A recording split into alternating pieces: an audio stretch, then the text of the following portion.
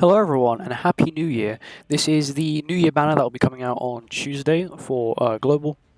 So I thought I'd go through some of the patch notes. These are the JP patch notes. Global patch notes are currently not out yet, but the JP patch notes are in more detail anyway, so we'll just be going through that. So the first thing I'll be going through will be Meli himself. So first we'll go on to Meli. Here it is. So I will go over this tomorrow in the banner review. But pretty much, when enemy uses 3 attack skills, he gets a buff of 50% damage, 50% increase to all attack-related stats. He does more damage. He does 40% more damage to debuffed and heroes with a stance. If the enemies do not use a card, they lose 2 ult gauge. Oh, sorry, they lose 1 ult gauge for 2 turns. If demons on the field take 20% less damage, including himself. And whenever he gets attacked 3 times and he loses his buff weird thing, he removes all the debuffs and gets the attack related stats buff. That can only be used for 1 card. So this card here is inflict frenzy damage equal to 500% on 1 enemy. Frenzy, 1 additional damage for every percentage of enemy's remaining HP, and also 2 times pierce as well. And this card here, which inflicts slash damage equal to 300% of attack on all enemies. Slash damage is equal to 50% of the hero's pierce rate, so half your pierce rate. The ultimate, this is the 6/6 ultimate, which is inflicts magic explosion damage equal to 750% of attack on all enemies, and applies damage suppression on the hero. Magic explosion ignores 60% of the enemy's crit resistance and 120% of enemy's crit defense. Of course, this is at 6/6, and damage suppression is damage taken doesn't exceed 40% max HP, so it's like a damage cap of 40% per card, and obviously that scales with ultimate level as well, which it shows here. So at 1/6, it's a 70% damage cap, 60, 60, 50, 50, 40. So the lower the number is, the better, because that means the more cards you have to be killed in, or you can be killed in. Of course, even lowering your defense-related stats by 40%, as well as having the 50% attack-related stats, you only need 2 to 3 6 before you can start dealing some major damage. On to... Is this the banner down here? Yeah, so this is the banner. The banner is very good. It's a 4% banner. I would highly recommend summoning. Of course, I'll do the banner review tomorrow anyway. On to the rest of it. Obviously, they're going to complete the chapter for us. So we get 30 diamonds from that, which is very good. These are the outfits for Meli. They're not too bad. We also do get a free outfit for Meli as well. And these are the relics. So these relics, they both require dog materials. So the first one, which is an Nanashi's, which is increase base stats of human race allies by 30%. This doesn't have a catch to it. And then increase defense-related stats of allies with less than 2 cards when an ally starts their turn by 20%. So it increases defense-related stats by 20% at the start of the turn if they have 2 or less skills. That's the only bit that has a clause to it, so to say. The 30% basic stats is just, they always get that. The reworking constellations, I'll do a whole video on this thing on Global when it drops, but currently it's not out yet, so... All you need to know is they're making it sort of like the Anvil system, so you get more stats out of it. Also, they're giving 30 GP points per character that is released. They're also adding a dungeon, time limit dungeon, which you can also get the materials from there as well. Bundles, quality of life stuff, so they're increasing storage. So from 130 to 135. So they're making it so now the simultaneous clear for Belmoth and OG Demon will now be a forever thing. They're not adding that. This is them just saying they've improved GP points. This is them talking about how they've improved the GP points. This is the new GP point system. So you have defense, HP, attack, defense, HP. So they've now changed it, so now the milestones are more common, but the effect is less, if you get what I mean here. So one time your defense, so every 500k your defense goes up, and then another 500k your HP goes up, and so on and so forth.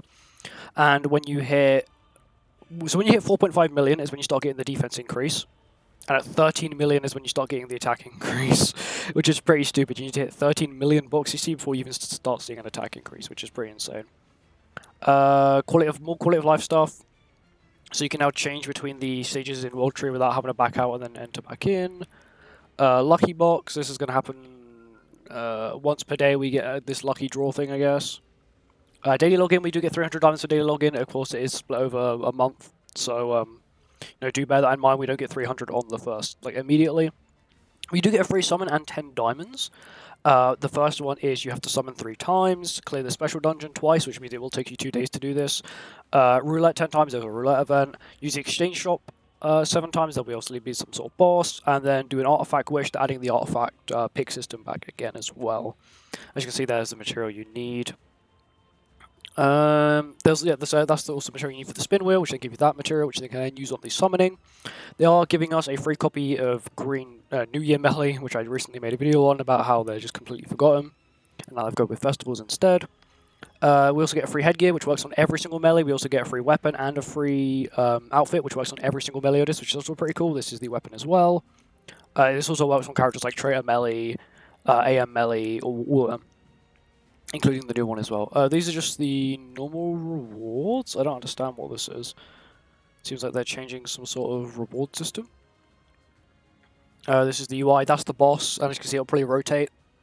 There are 3 bosses in the picture, means they'll rotate between them during the different weeks. After you complete it 16 times, you do get the outfit. Means it will take you 4 days to get the outfit and the diamonds, which isn't too bad. This is the exchange shop, saying you can buy one of the lucky bag things, whatever they're called, and then you have a chance of earning diamonds and a few other rewards. This is the card wishing system, so if you've got cards from any card sets, you can wish for them and get the cards that you want, which are pretty cool. You can also buy one of the things to get them, buy 2 gold coins. I think this is daily or once. You can do it probably a few times. This will probably be the... what do you call it? The special, yeah, so this is the special dungeon, which you have to do obviously twice to get the thing for the free tickets. I'm losing train of thought here. This is the milestones, which they normally have for festivals, where if you spend a certain number of diamonds, you get a certain number of reward back.